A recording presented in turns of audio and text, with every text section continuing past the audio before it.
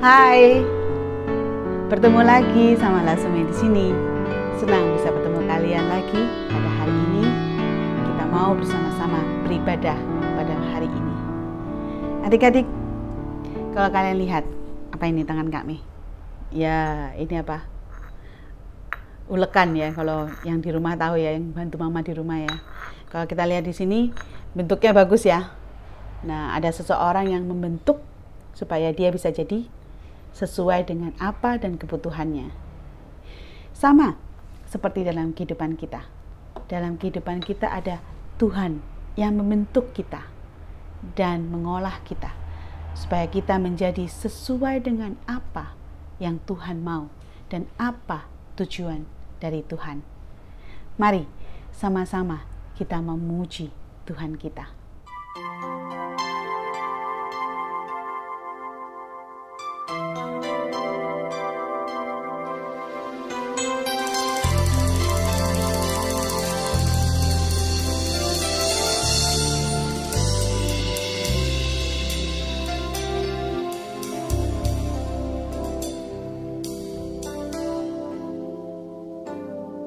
Ku datang ya Bapa dalam kerinduan, memandang keindahan-Mu. Ku berikan segalanya, semuanya yang ada. Ku ingin menyenangkan hati-Mu, oh Tuhan. Jadikan aku indah yang Kau pandang mulia, seturut karya-Mu di dalam hidupku. Ajarku berharap hanya kepada-Mu, taat dan setia kepada-Mu, Tuhan.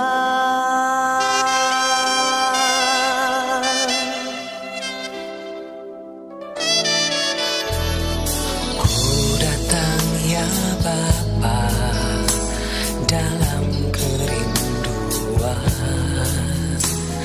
memandang keindahan-Mu. Ku berikan segalanya, semuanya yang ada. Ku ingin menyenangkan hati-Mu, oh Tuhan. Jadikan aku indah yang Kau pandang mulia, seturut karya-Mu di dalam hidupku. Ajarku berharap hanya kepada-Mu, taat dan setia kepada-Mu, Tuhan.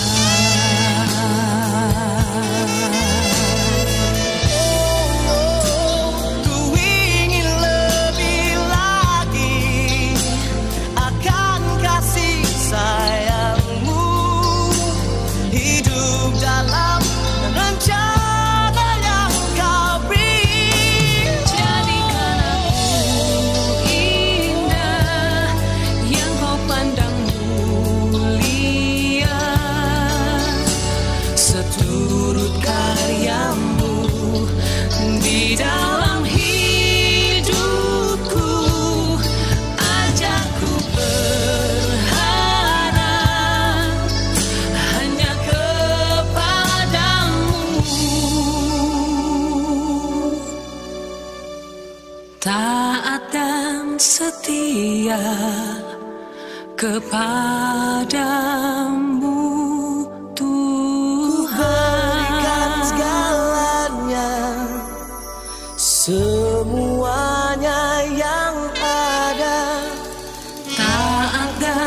setia kepadamu, Tuhan.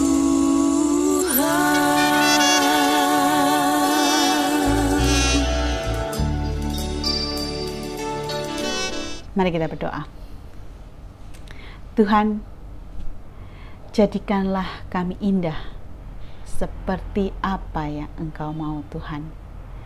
Kami mau untuk bisa dibentuk dan diolah sehingga seturut dengan kehendak-Mu. Terima kasih Tuhan, bahwa begitu besar akan kasih anugerah-Mu untuk setiap daripada kami, Tuhan. Kami bisa ada di sini, itu semua karena kemurahan-Mu. Kami pun bisa beribadah, itu semua juga atas kasih-Mu, Tuhan. Tuhan, pada pagi hari ini, kami juga memohon ampun atas segala kesalahan yang telah kami lakukan. Kami telah mengecewakan Engkau, mengecewakan juga orang-orang yang ada di sekitar kami. Tapi terima kasih Tuhan untuk pengampunan-Mu, untuk pengorbanan-Mu di atas kayu salib. Engkau yang menggantikan kami. Engkau yang menghapuskan semua untuk kami. Biarlah kami bisa mengucap syukur atas apa yang Engkau telah berikan dalam kehidupan kami. Terima kasih Tuhan. Menyerahkan semuanya ibadah ini dari awal hingga akhir.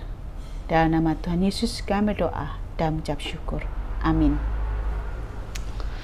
Adik-adik, kalau misalnya kalian tersesat dan habis itu kalian punya dua pilihan. Ada satu orang itu dia bilang, oh ya aku tahu jalan, aku pernah ke sini berapa hari yang lalu. Atau lagi yang bilang, oh ya aku bisa tunjukkan karena aku sudah hidup di tempat ini dari sejak aku lahir. Nah, kalian bakal percaya yang mana? Ya jelas lah Kak ya, yang sudah hidup dari sejak lahir, pasti dia lebih tahu tentang keadaan tempat itu, ya kan? Sama, bagaimana dalam kehidupan kita? Apakah kita mau mempercayakan kehidupan kita pada orang atau pada sesuatu hal yang kita tidak tahu? Atau apakah kita mau mempercayakan kepada Tuhan Sang Pencipta kita? Dia yang sudah menciptakan kita dari lahir. Dia tahu apa yang Dia mau untuk setiap dari kita. Bahkan Daud pun juga mengatakan bahwa dia lebih percaya, lebih baik dia berlindung kepada Tuhan daripada percaya kepada manusia. Dikatakan di Mazmur 108 ayat 8. Baiklah, kita juga sama seperti Daud, mau untuk berlindung pada Tuhan dan percaya kepada jalan Tuhan.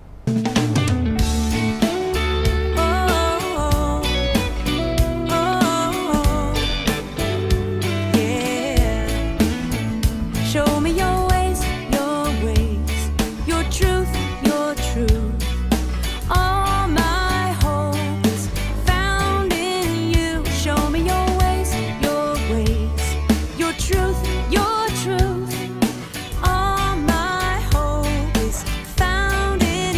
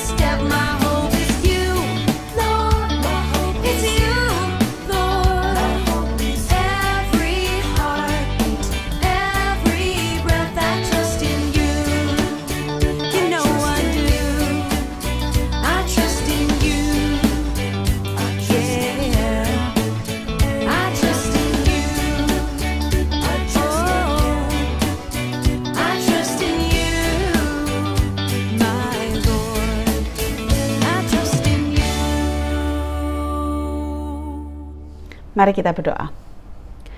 Tuhan, tunjukkanlah jalan-Mu kepada setiap dari kami Tuhan.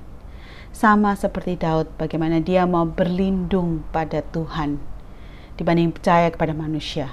Kami pun punya kerinduan seperti itu Tuhan. Tuhan, pada pagi hari ini kami mau mendengarkan, kami mau merenungkan. Biarlah kami, Engkau saja berikan kami pengertian, sehingga kami bisa berjalan sesuai dengan apa yang Engkau mau Tuhan. Terima kasih Tuhan, kami serahkan semuanya ke dalam tangan-Mu saja. Dalam nama Tuhan Yesus kami berdoa dan mengucap syukur. Amin.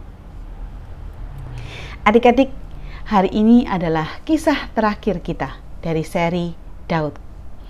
Di Alkitab memang masih ada perjalanan Daud berikutnya, tetapi bahasan series kita berakhir di kisah hari ini.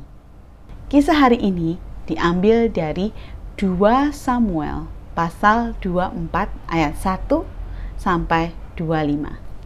Lalu saya berharap adik-adik bisa baca kisah secara keseluruhannya. Dan mari kita lihat bagaimana keadaan Raja Daud pada saat itu. Daud pada saat itu sudah tua dan dia sudah menyampaikan pidato perpisahannya di pasal sebelumnya, yaitu di 2 Samuel pasal 23. Mari kita lihat perkataan Daud yang terakhir di ayat 5. Bukankah seperti itu keluargaku di hadapan Allah? Sebab Ia menegakkan bagiku suatu perjanjian kekal, teratur dalam segala-galanya dan terjamin. Sebab segala keselamatanku dan segala kesukaanku, bukankah Dia yang menumbuhkannya? Kalau kita lihat dari perkataannya, tersirat bahwa pada saat itu keadaan Israel sudah tenang. Tetapi ada suatu dorongan dalam hati Daud untuk melakukan sensus. Kita lihat di ayat 1 dari pasal 24. Ya, bangkitlah mula murka Tuhan terhadap orang Israel. Ia menghasut Daud melawan mereka. Firman-Nya, pergilah, hitunglah orang Israel dan orang Yehuda. Dikatakan bahwa Tuhan menghasut Daud. Dan apakah Tuhan mencobai Daud untuk menghancurkan dia? Kita lihat di ayat paralel yang ada di 1 Tawarik 21 ayat 1 ya.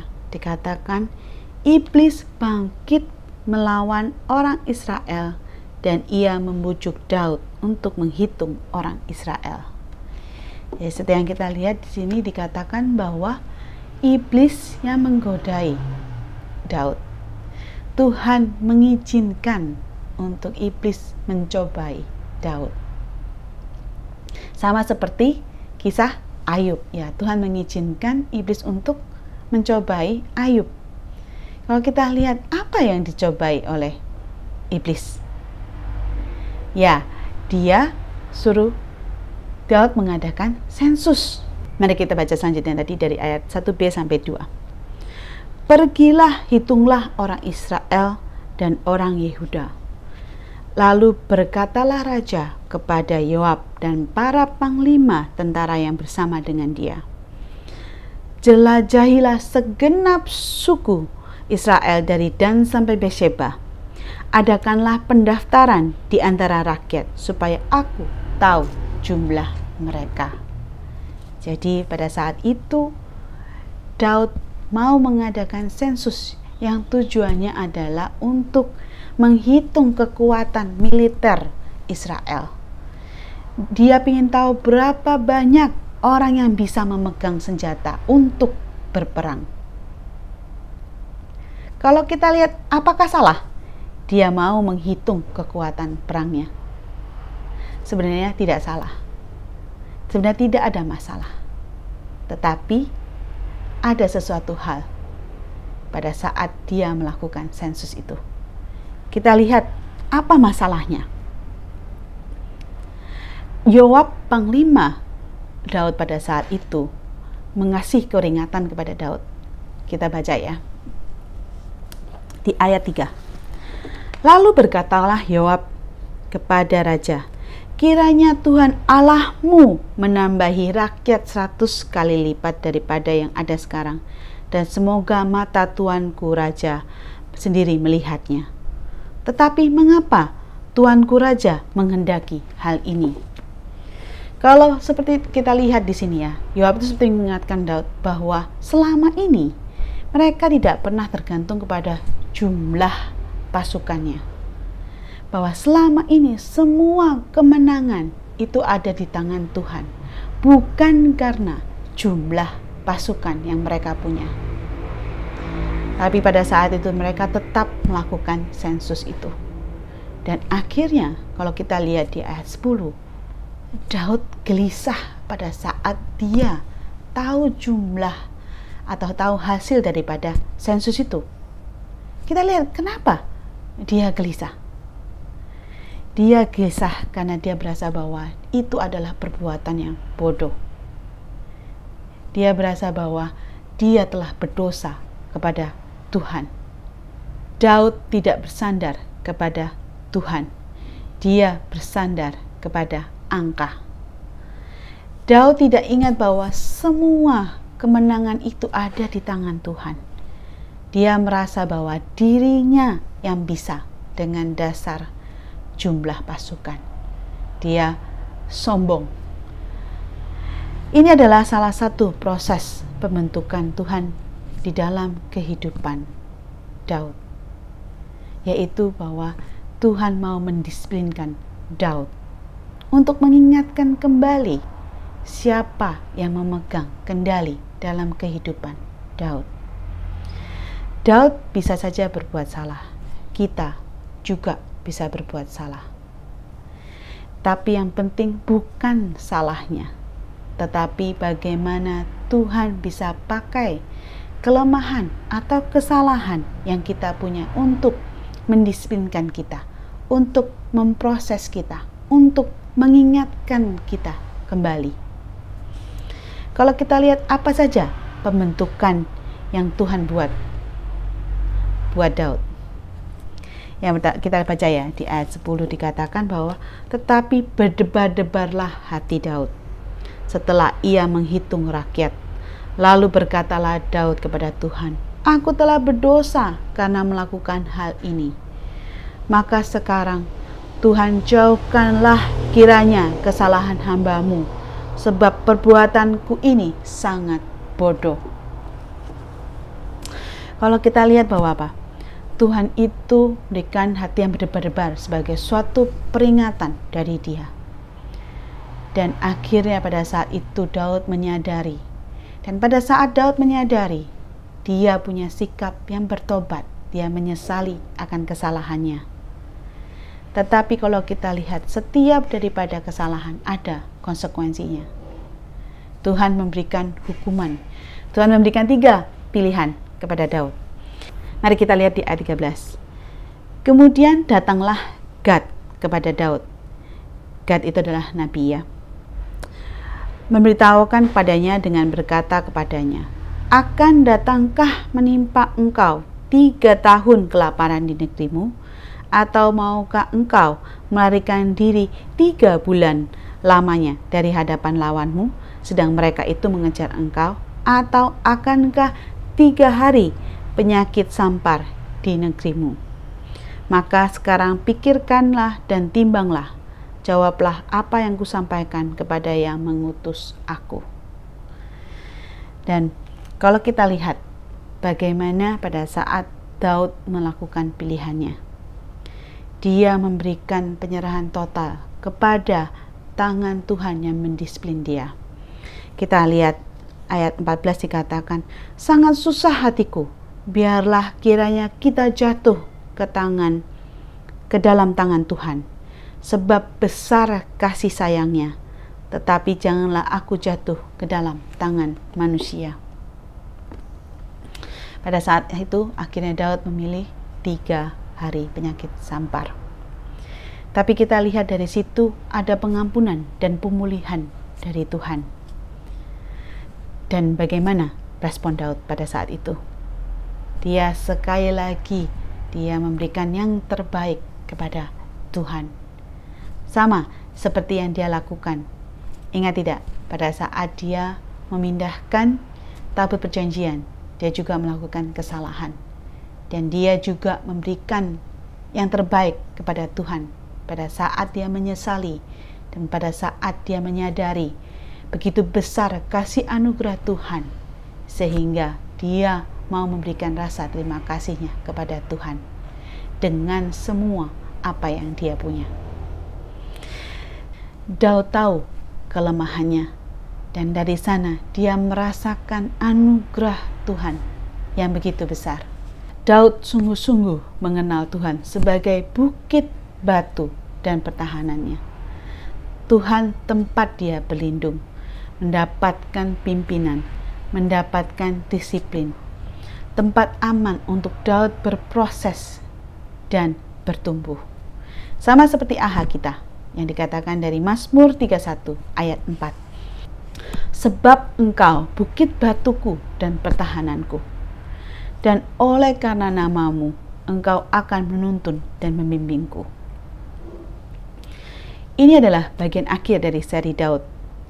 Coba kalau kita lihat bagaimana perjalanan Daud sebagai seorang anak gembala yang diabaikan, orang yang melayani Saul, melawan Goliat dan mengalahkan Goliat, dapat sahabat yang sama-sama mengasihi dan juga sama-sama punya hati untuk Tuhan. Lari dari Saul, jadi raja, jatuh ke dalam dosa, mengalami kerajaan yang damai, tetapi dia tergoda oleh kesombongan diri. Kalau bisa disimpulkan, apa sih? Apa yang kita pelajari dari perjalanan hidup Daud? Apa yang kita pelajari dari seri Daud ini? Sukses atau gagal itu bukan inti kisah kita, tetapi anugerah Tuhan dalam kelemahan dan sukacita itu yang membuat hidup kita bermakna. Lasemi sama seperti adik-adik yang ada di rumah, di mana Lause juga masih belajar dan berproses. Perbedaannya adalah Lause lebih dulu berproses dibandingin kalian yang ada di rumah. Lause juga sering gagal dan mengecewakan Tuhan. Tetapi dari situ Lause belajar begitu besar kasih anugerah Tuhan dalam kehidupan Lause. Dan adik-adik bisa mengalami itu secara pribadi satu persatu. Pertanyaannya, apakah kita mau berproses bersama Tuhan atau tidak? Marilah kita tetap taat dan percaya dengan ajaran Tuhan kita. Mari kita sambil merenungkan kisah hari ini dan sambil menjalankan bejana untuk Tuhan, di mana bejana untuk Tuhan ini bukan sebagai suatu keharusan, tetapi biarlah ini suatu sikap kita untuk menunjukkan rasa syukur kita akan kasih anugerah Tuhan yang Tuhan sudah berikan untuk setiap dari kita. Ku rindu setiap waktu hidupi kebenaran. Ku rindu setiap waktu hidupi kebenaran-Mu, bukan dengan kuatku, namun karena Roh-Mu. Yesus, Kau yang ku pegang teguh.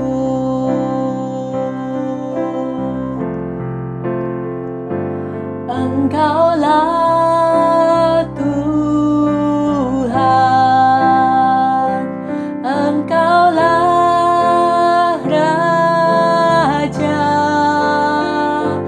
berdaulat atas hidupku. Ku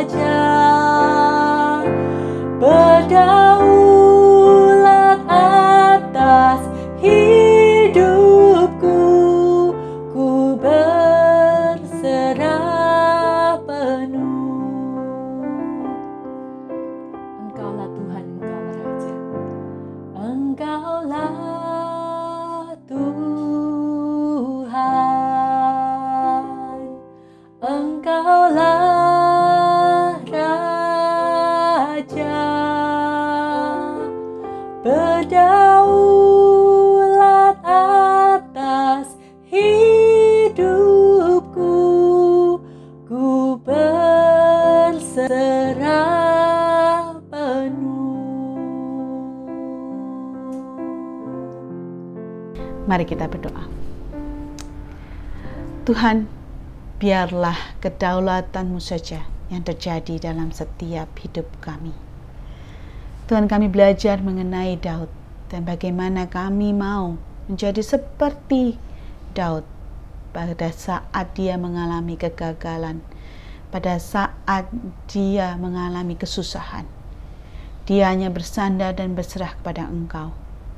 Pada saat dia mengalami itu, dia kembali kepada Engkau, kembali kepada bukit batunya, kembali kepada pertahanan yang teguh, yaitu Engkau saja Tuhan. Dan biarlah kami terus mengingat pada saat kami mengalami apa yang dialami oleh Daud. Biarlah kami bisa bersandar dan berserah kepada Engkau sebagai satu-satunya Allah dalam kehidupan kami. Dan terima kasih atas kasih anugerah-Mu yang Kau tunjukkan pada Daud, yang membuktikan bahwa Engkau juga akan menunjukkan kepada setiap dari kami. Terima kasih Tuhan. Kami serahkan semua kehidupan kami ke dalam tangan-Mu saja. Dalam nama-Mu saja kami berdoa dan mengucap syukur. Amin. Adik-adik, bukan karena kita kuat, bukan karena kita hebat, bukan karena kita mampu, tetapi proses dan pembentukan Tuhan adalah yang memimpin kita untuk kita percaya dan taat kepada Tuhan. Adik-adik, stay healthy, be blessing for others, and God bless you. Sampai ketemu lagi. Bye.